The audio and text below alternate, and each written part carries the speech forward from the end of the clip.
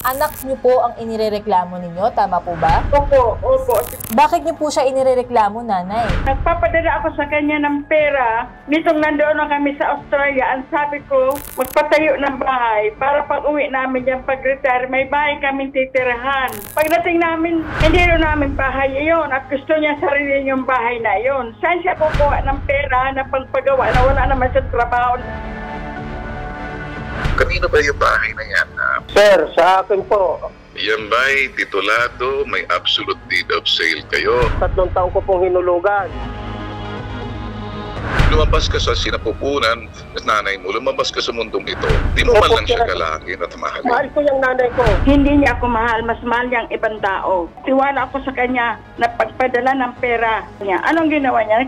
Sinungaling siya sa akin. Kanya Benito, narinig ko ba sinabi ng nanay mo? Opo, sir. O ngayon, mahal mo ba ang nanay mo o mas mahal mong ibang tao? Mahal na mahal ko po siya. Benito, pwede nating ayusin to. Opo, kaya nga po, gusto ko siyang makasama. O di, pag-usapan natin.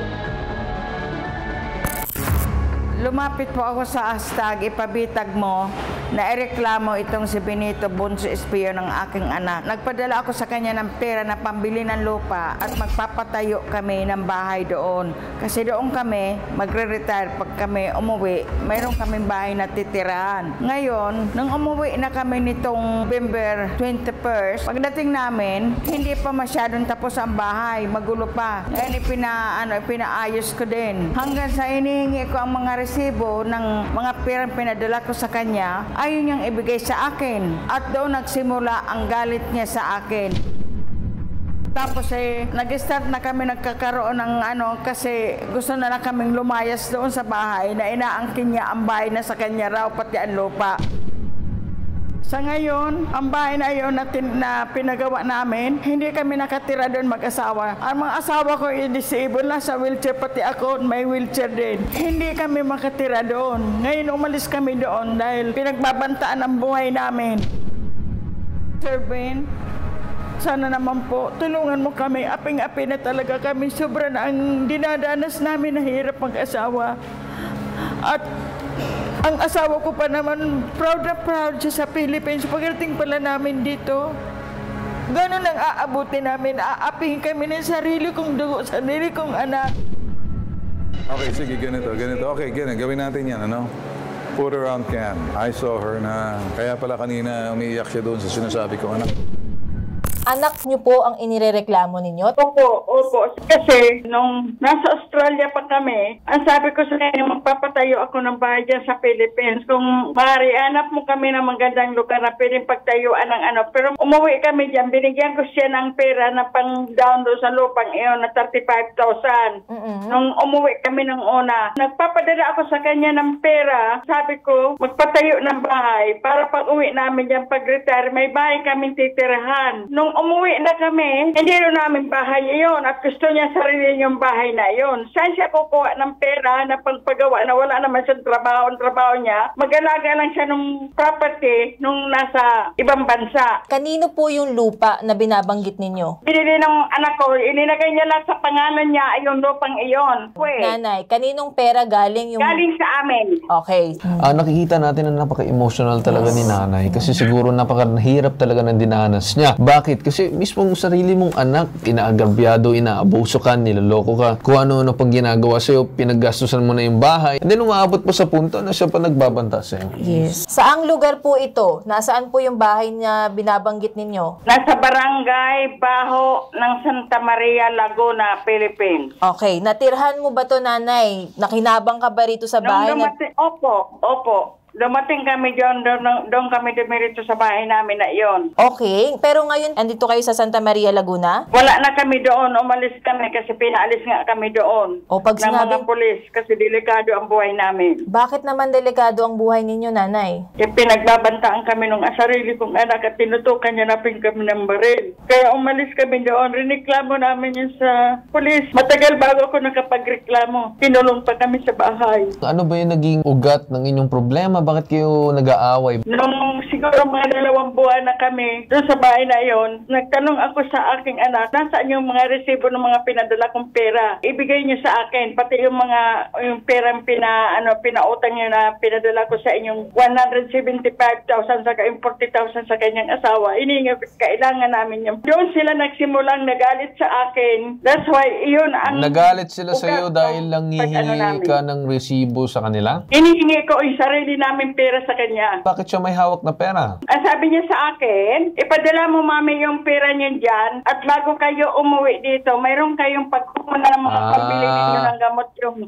Okay, so papadala ka ng pera dito para kapag umuwi ka man dito, may panggastos ka, pangbili ng mga gamot mo at kung pambili ano-ano namin ng pa. gamot. Nagkausap na po ba kayo sa barangay, nanay, na ireklamo mo na tong anak mo? Opo, ang mga barangay napunta doon sa bahay namin, kakampi sila lahat ni Benito, may power si Benito doon sa lugar na yun. Bakit Lahat po may kakampi power? niya. Paano nyo nasabing may power? Parang may siya doon sa barangay Bilib na bilib sa kanya ang mga tao doon. Kami, wala naman akong kakilala doon, bago lang kami doon. On the line ngayon si Sir Ben Tulfo mismo para makipag-usap ngayong araw. Magandang umaga po sa inyo. Good morning sa inyo. Pinakikinggan ko yung reklamo. Mukhang familiar ako rito sa sinasabi ni nanay kasi if I'm not mistaken, narinig ko itong reklamo na to. Si nanay, Australian citizen, and siya nagpapadala ng pera sa anak niya. Ang gusto natin maintindihan ay yung bang pera na yung pinadala niya, parang ancestral home ba yan? Or iyan ba ay may kasulatan ba sila bilang anak at magulang? Or alam ba, kasi parang hindi natin nakukuha yung side ng anak. Baka kasi may something na hindi natin nakikita or hindi lang naintindihan ng nanay kasi yung part dito na gusto niyang sabihin ay sa kanya yung bahay. Pero sa barangay, nagbaranggayan na sila, pinakinggan ng barangay. And the situation is emotional si nanay pag mga itong klaseng reklamo. Hindi natin nakikita kasi gusto mo natin makuha yung buong reklamo nito na papakinggan lang natin yung panig ni nanay. Hindi natin napapakinggan yung panig ng anak. Actually, nasa kabilang linya din po yung anak ngayon, si Sir Sige, Benito. kakausapin natin, anak. On the line ngayon, si Sir Benito Espion. Magandang araw sa inyo, Sir Benito. Magandang araw din po. Kanino ba yung bahay na yan? Sir, sa akin po. Yan ba'y titulado? May absolute deed of sale kayo? Mayroon May po, sir, kasunduan kasi ito kayo? pong lupa, sir. Hinulugan ko po ito. 3 taon ko pong hinulugan. Saan mo hinulugan yung bahay na yan? Yung may-ari po ng lupa, taga rito po sa barangay na ito. Alright. Hawak mo ba ang titulo ng lupa na nabili mo na bayad na? Hawak ko po, sir. Kaninong pera na nanggagaling yung lupa na nabili mo? Pera mo o pera ng nanay mo? Ay, hindi naman po, sir. May naitulong ko siya. Inaamin ko yun. Galing po sa trabaho ko po, sa pag-aalaga ko po ng baboy. Pag-aalaga ng baboy. Nagpadala rin ba, nakatulong ba ang nanay mo sa pagbili mo ng lupa na yan? Hindi po. Hindi po. So, lahat na pera mo lang yan. Opo. So, magkano ang lupa na yan na bili mo? 180,000 no, yung kuha. Opo. May bahay ba dyan sa lupa na tinayo? Meron po. Meron. Kaninong pera naman ang bahay na nagtayo? Tumulong ba ang nanay mo sa'yo? Nakatulong din po siya sa pagpapatay. Sandali. Nakatulong ang nanay mo. Tama? Oo. Sa pagtayo ng bahay. Magkano ang mga, palagay mo, tansya mo, magkano mga nabibigay ng nanay mo? 600,000. Kung walang bahay na itinayo na 680,000, yung sa'yo, 180,000 yung lupa mo, ang bahay mo, tinayo, ibig sabihin, galing sa nanay mo. Yung pera, galing ikaw na mismo nagsabi, tama? Hindi lahat kanya pera. Sabi mo kanina, 680, tama? Magkano lahat ng pagpapatayo ng bahay? Nasa 2 milyon ho, sir. Sabi nito, makinig ka. Pero respetuhin kita at tuturuan kita magrespeto sa magulang mo. Ilang taong ka, Benito? 59 po. Marami ka pang kakaining bigas. Kung 59 ka, mas matanda ako sa'yo. Bakit ganun na lang ang nanay mo pagpalapit sa amin na parang labis ang kumbaga dito sa parting to na parang ang sama ng loob sa iyo? Bakit siya nagalit sa akin? Bakit niya ako tinimanda? Bakit ka dinimanda? Pag hindi kayo nagkakaintindihan, pupunta siya sa korte, pupunta siya sa barangay, gagamitin niya lahat ng karapatan niya para naman patas at parehas doon sa kanyang naiambag sa bahay. Makinig ka.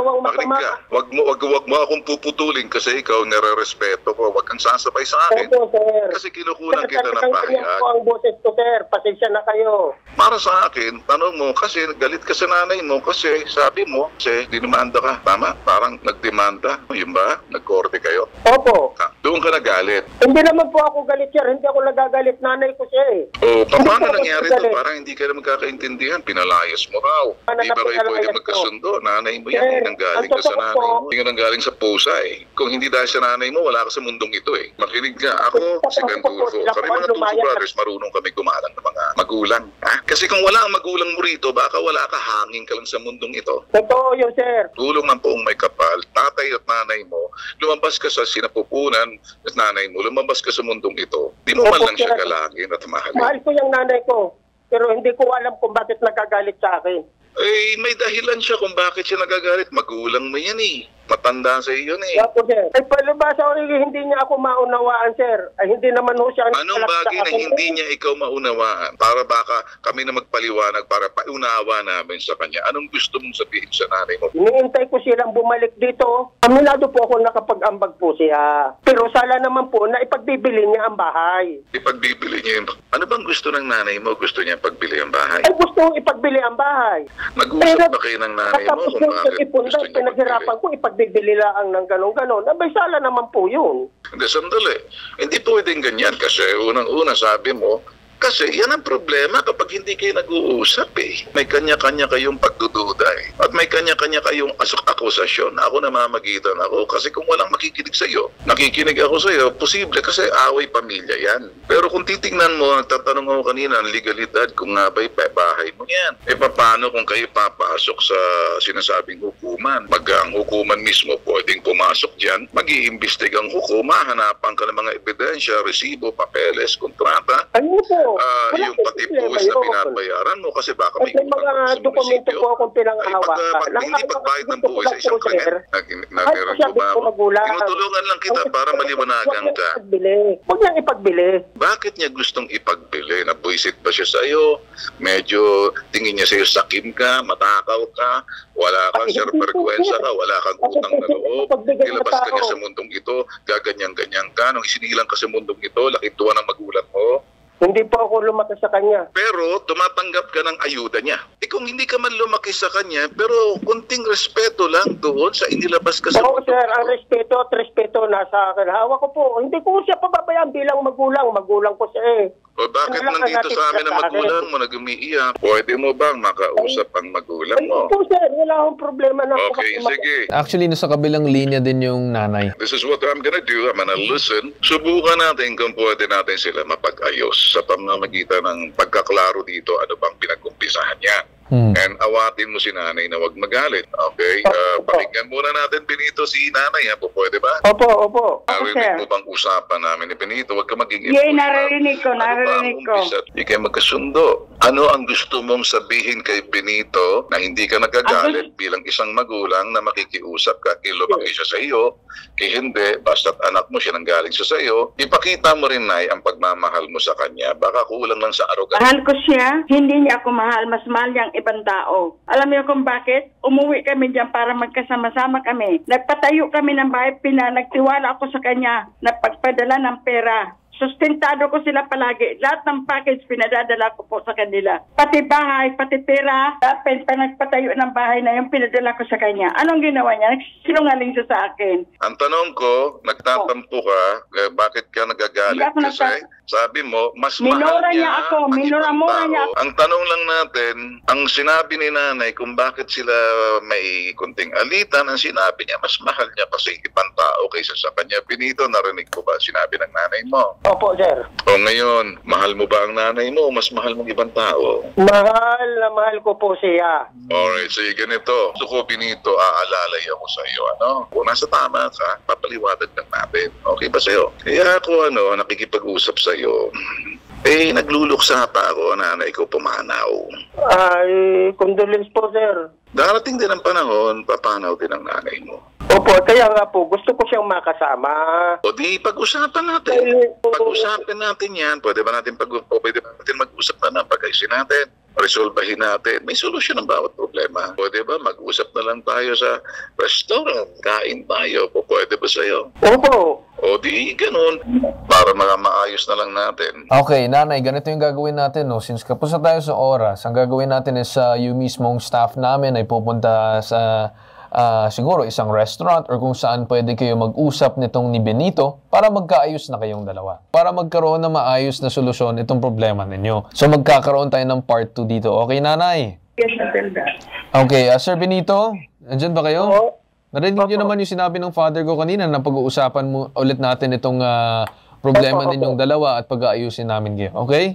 Opo. Okay, so maraming salamat sa inyong dalawa sa pagtanggap ng aming tawag ngayong araw, no? At dyan tayo nagtatapos ngayong araw, hinggit sa sumbungan, imbestigahan, anumang reklamo na bibigyan ng solusyon at aksyonan. Ito ang nag-iisang pambansang sumbungan, tulong at serbisyong may tatak, bitag, ilalaban ka, di kayo iwan.